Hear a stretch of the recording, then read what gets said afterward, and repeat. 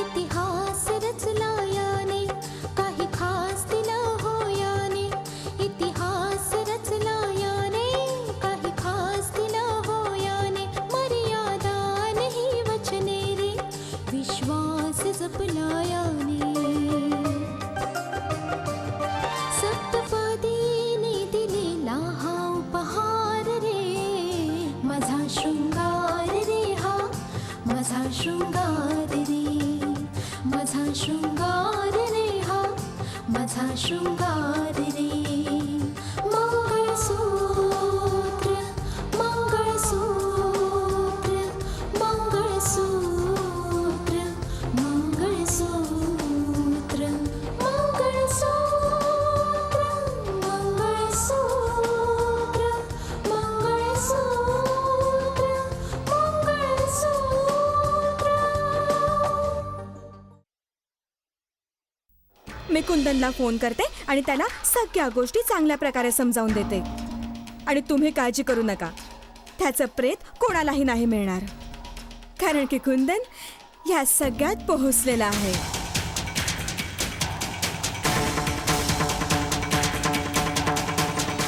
हे भगवंता, आपण माझ्या मुलीसाठी इतकं सगळं काही केलंय. तिला जगायचा मार्ग दिला आहे आपण. स्वतःच्या कर्माच्या जाळ्यात स्वतःच अडकून गेलोय भगवंता. मला तुझं म्हणणं कळलं नाही. मला ठाऊक आहे की तुम्ही लोक अर्जुनचा शोध घेताय, पण मागच्या गोष्टींवरचा पडदा उचलू इच्छिते. म्हणून मला पण जाणून घ्यायचंय, मला पण भेटायचंय अर्जुनला, मला बोलायचंय त्याच्याशी. बोलण्यासाठी त्याला भेटणं आवश्यक आहे. अगं, मी तर स्वतःच दरवाजावर माझ्या काळजाच्या पायघड्या अंथरून ठेवल्यात की कधी माझा मुलगा माझ्या डोळ्यासमोर येईल. काय अर्जुन तुम्हाला भेटायला नाही आला? नाही, तो आम्हाला भेटायला नाही आला.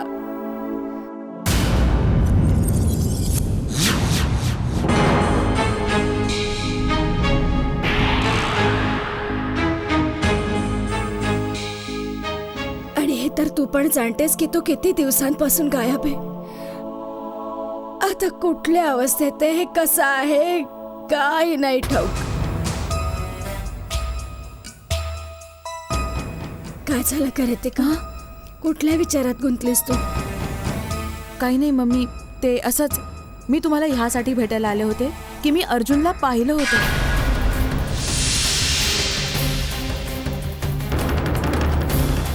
काय? तू अर्जुनला पाहिलंस? हो. कुठे? मला सांग. अगदी आत्ता तर त्या मंदिरातून जाताना पाहिलं. थोडा लांब होता, मी थांबवण्याचा प्रयत्नही केला, पण तो निघून गेला होता. मला वाटलं जर तो राकेश असेल तर तुम्हाला भेटायला नक्की येईल, म्हणून तर इथे निघून आले तुम्हाला भेटायला, अर्जुनला भेटायला. जर पोलिसांना माझी वायरलेसवरून माहिती मिळाली असेल तर ते मला शोधत शोधत इथे पोहोचू शकतात. आणि दुसऱ्या बाजूला कुंदन आणि त्याची माणसं माझा पाठलाग करत आहेत. काय करू?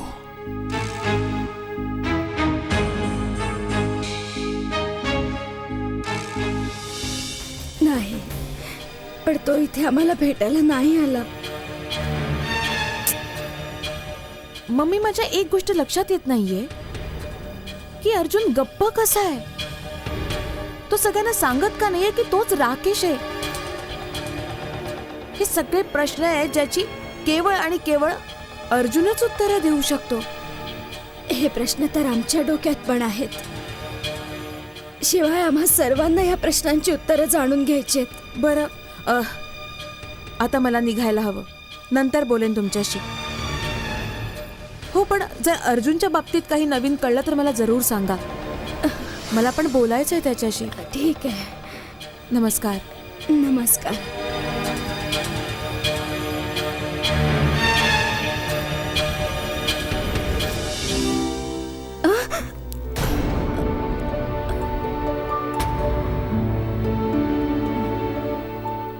अर्जुन, सुखी हो. अर्जुन, तू अर्जुनच आहेस ना? अर्जुन नाव मला माझ्या दुसऱ्या आईने ठेवलं होतं. जिने मला दुसरं आयुष्य दिलं. पण तुझ्यासाठी मम्मा, तुझ्यासाठी मी तुझा राकेश आहे. हो मम्मा.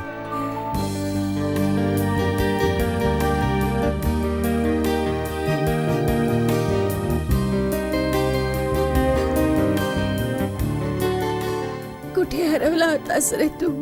कुठे होतास आतापर्यंत? हो मम्मा, सर्व काही सांगेन, सर्व काही सांगेन. पण बाळा, तुला सर्वात अगोदर हे सिद्ध करावं लागेल की तूच राकेश आहेस बाळा. कारण की आजपर्यंत कोणी एक राकेश बनून आम्हाला फसवत राहिला आणि आता आमच्यासाठी विश्वास ठेवणं फार मुश्किल आहे. मम्मा, रक्ताचं नातं स्वतःच बोलतं. काही सिद्ध करणं जरुरी नाही पडणार. सर्व काही आपोआप सिद्ध होऊन जाईल. हो मम्मा, आपोआप सिद्ध होऊन जाईल. ईश्वर करो आणि असंच हो बाळा. तुम्ही ऋतिकाला समजवा ताई. आता ती एकटी नाहीये. तिच्या उदरात एक छोटासा जीव वाढतोय. कमीत कमी त्याचा तरी विचार करायचा. स्नेहा, माहितीये ना, आईला आपल्या मुलाची सर्वात जास्त काळजी असते. हो ताई, पण तुम्हाला मी ही गोष्ट अशासाठी सांगतेय कारण की ऋतिका फारच बेजबाबदार झालीये. कोणालाही न सांगता, कोणालाही न विचारता कित्येक ठिकाणी जात असते. ही सवय काय चांगली नाहीये ताई. ऋतिकाच्या ह्याच सवयीमुळे तिचं आणि मानसचं नातं तुटून गेलं. तुम्ही समजवा जरा तिला. आणि जेव्हापासून ती कलेक्टरच्या पदावरून दूर झालीये तेव्हापासून या शहरात तिचे कितीतरी दुश्मन वाढले.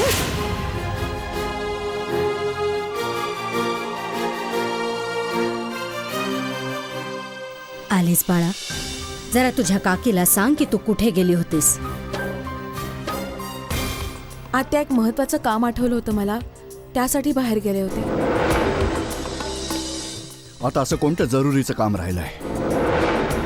कोणत्या जरुरीच्या कामासाठी गेली होतीस आणि कुठे गेली?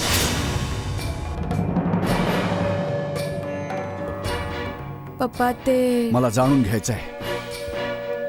जर तुझी मर्जी असेल तरच. हो ना? हो रितिका, आम्हाला सांग तू कुठे गेली होतीस.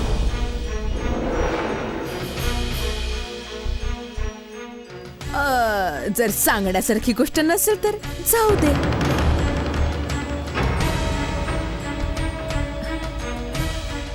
पप्पा, मी निलिमाजींना भेटायला गेले होते. असं अचानक? असं कोणतं जरुरीचं काम आलं होतं? आता खरं तर मी मंदिरापाशी अर्जुनला पाहिलं होतं.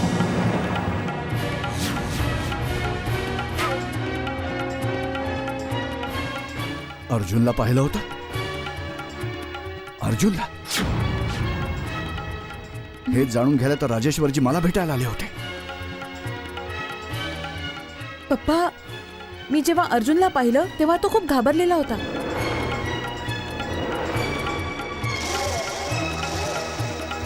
मला तुला थांबायचं होतं. मी विचार केला की जाऊन थोडं बोलेन, पण तोपर्यंत ठाऊक नाही कुठे निघून गेला. मला वाटलं की बहुतेक तो आपल्या आईला भेटायला गेला असेल. यासाठीच मी निलिमाजींना भेटायला गेले होते. मग काय अर्जुन त्यांच्याच घरी आहे? नाही, अर्जुन तिथे नव्हताच.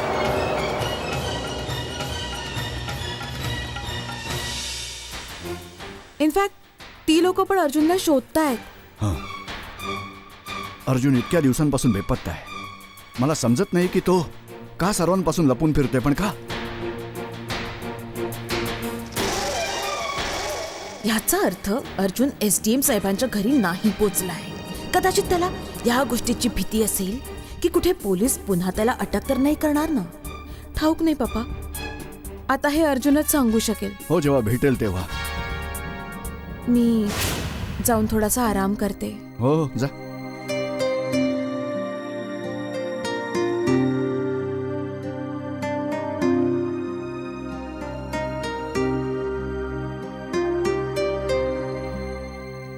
मी राजेश्वरजींना त्यांचा मुलगा मिळवून द्यायचं वचन दिलं होतं आणि माझा हा अंदाज बरोबर निघावा की अर्जुनच त्यांचा मुलगा आहे.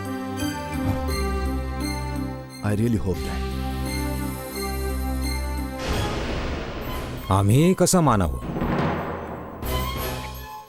मानावं की तू आमचा मुलगा राकेश आहेस?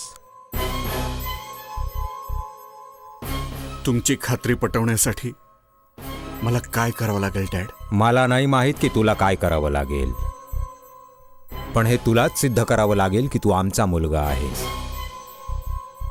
कारण तुझ्यापूर्वी देखील माझ्या मुलासारखाच दिसणारा एक जण इथे आला होता, जो स्वतःच आमचा मुलगा असं सांगून आम्हाला छळत राहिला आणि आम्ही त्याला आमचा मुलगा मानत राहिलो.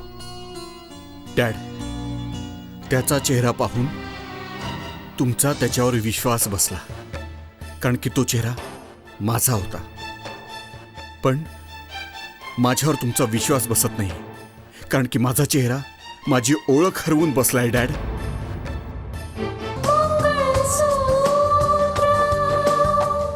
कारण की माझा चेहरा माझी ओळख हरवून बसलाय डॅड. डॅड, तुम्हाला आठवतंय डॅड, मी एकदा तुम्हाला फोन केला होता तुम्हाला भरवसा देण्यासाठी की मी मेलो नाहीये, जिवंत आहे.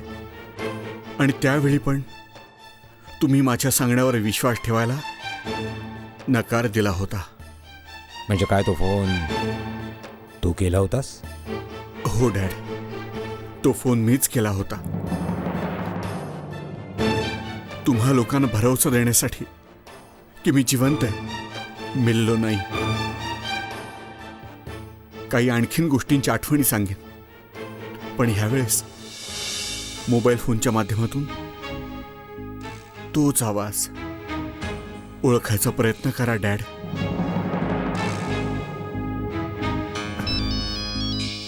डॅड, फोन घ्या आणि तो आवाज ओळखण्याचा प्रयत्न करा.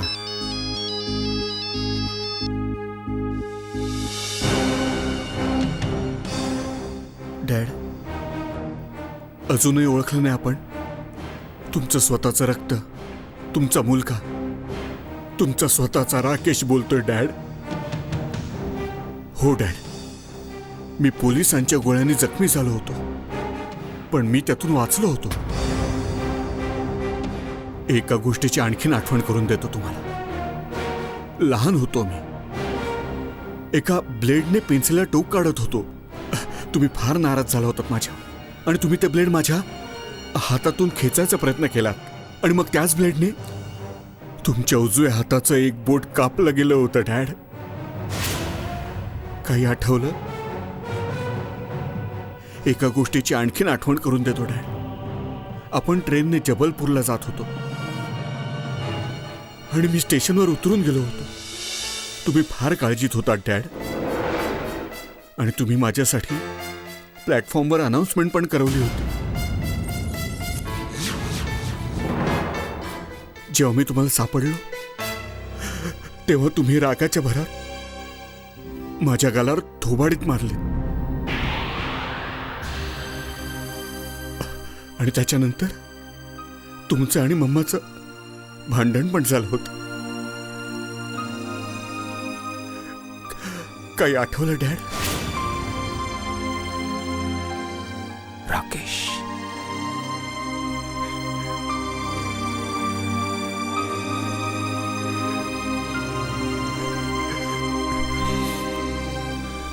डॅड,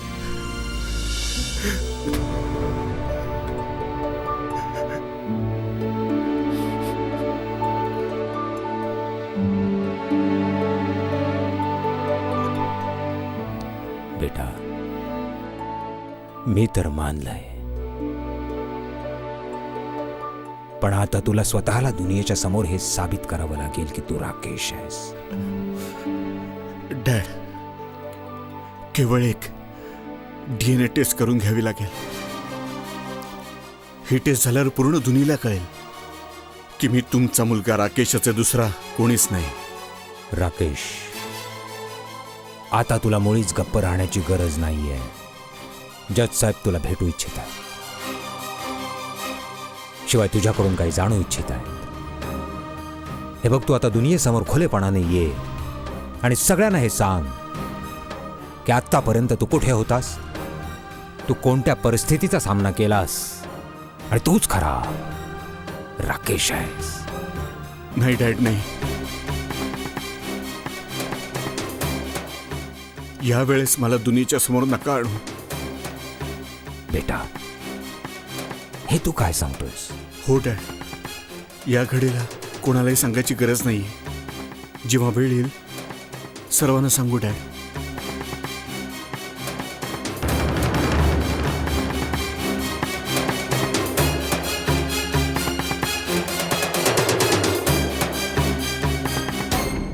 हो बिलकुल. मला माहिती मिळाली की अर्जुन याच शहरात आहे. तुम्ही लवकरात लवकर या गोष्टीचा छडा लावायचा प्रयत्न करा की तो राहतोय कुठे. ओके? भाऊ, तू रितिकाच्या मुलाच्या बाबतीत काय विचार केलायस? त्या मुलाच्या बाबतीत मी काय विचार करू? भाऊ, रितिका आई होणार आहे.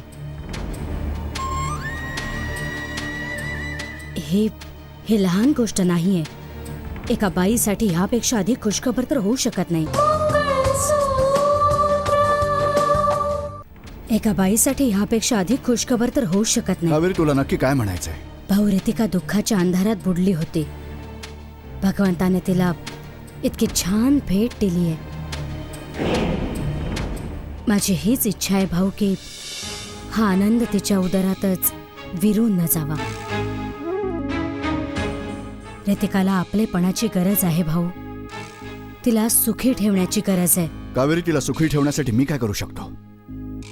तिच्या मनात, तिच्या डोक्यात ज्या जुन्या गोष्टी कोरल्या गेल्या त्या गोष्टींना खरवडून बाहेर तर फेकता येणार नाहीत ना.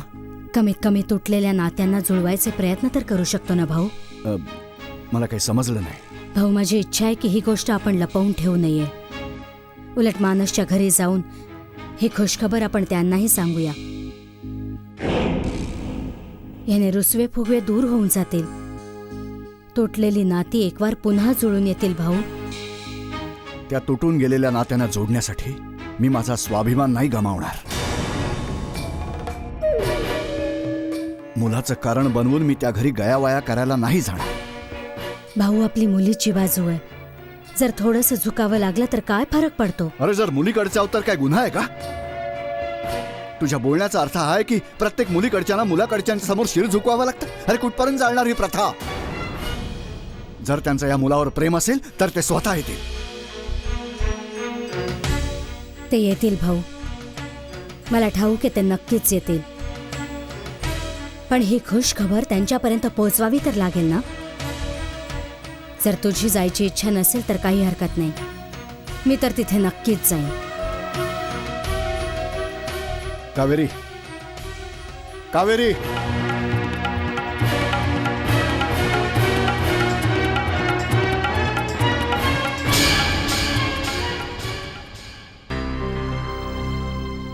काय करून बसलो मी?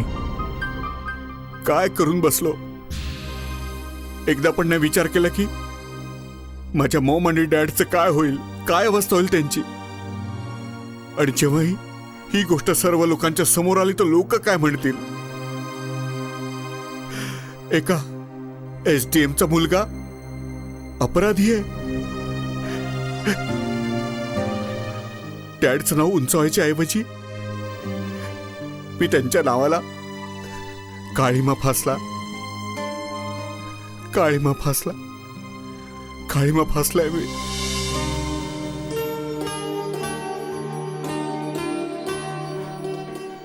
बाळा, तुझ्यासाठी चहा. अरे बाळा, तुझ्या डोळ्यात अश्रू? काही नाही मम्मा. हे का मम्मा, दुधाचा चहा? मला तर आजही काळा चहा आवडतो. मला वाटलं कदाचित तुझी आवड बदलली असेल. आवड नाही बदलली मम्मा, पण हो, माझा काळ जरूर बदलून गेलाय. बाळा, तुझ्या या गोष्टीने आम्हाला विचारात टाकलंय. कारण की आमच्यासाठी यापेक्षा खुशीची गोष्ट कोणतीच असू शकत नाही की आमचा मुलगा घरी परत आलाय. आणि तुझी इच्छा आहे की ही गोष्ट आम्ही सर्वांपासून लपवून ठेवावी. पण का? कारण की मला तुम्हा दोघांची मान दुनियेच्या समोर शर्मेने झुकलेली पाहायची नव्हती. झुकलेली? बाळा, तू हे काय बोलतोयस? मम्मा, कालचा राकेश कोणी दुसरा होता. एक इमानदार ATS ऑफिसर होता, जो देशासाठी प्राण द्यायला तयार होता, देशाचं रक्षण करत होता. पण आजचा राकेश एक खुनी आहे, कायद्याचा गुन्हेगार आहे. मम्मा, नाही, असं नाही होऊ शकत. माझा मुलगा गुन्हेगार नाही असू शकत. मी खोटं बोलून स्वतःच्या आत्म्यासमोर गुन्हेगार नाही बनू इच्छित. मम्मा, गैरसमजाच्या पोटी मी बरेच असे जुलूम केलेले आहेत, पण माझ्या गुन्ह्यांच्या बाबतीत कोणी नाही जाणत. पण माझा आत्मा जाणतोय, ते जो मला सांगतोय की मला माझ्या गुन्ह्यांचा प्रायश्चित्त घ्यायला हवं. आणि सांगतोय, जा राकेश, तू स्वतःहून जाऊन स्वतःला कायद्याच्या हवाली कर.